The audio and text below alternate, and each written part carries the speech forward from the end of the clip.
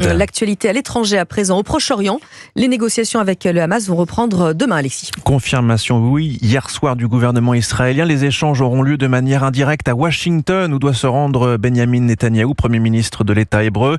Ils doivent porter ces échanges sur la deuxième phase de l'accord de cessez-le-feu trouvé il y a 2 semaines et organiser la libération des derniers otages.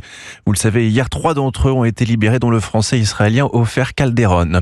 Des otages et une polémique, puisque certains d'entre eux auraient été détenus, Frédéric Simon, dans des installations de l'UNRWA, l'agence de l'Organisation des Nations Unies.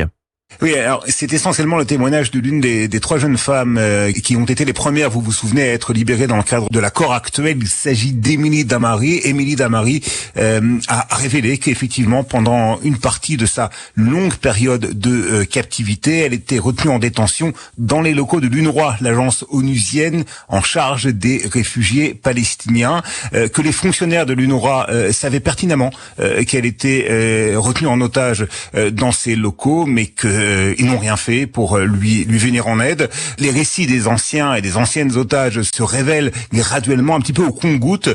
Il est même probable que dans les semaines, dans les mois qui viennent, d'autres révélations sur la collaboration d'une partie, en tout cas des fonctionnaires de l'UNRWA avec les terroristes du Hamas soient révélées. On sait que des fonctionnaires de l'UNRWA avaient même participé, certains d'entre eux en tout cas, au massacre et aux offensives terroristes du Hamas le 7 octobre 2023. Frédéric Simon, correspondant d'Europe 1 en Israël.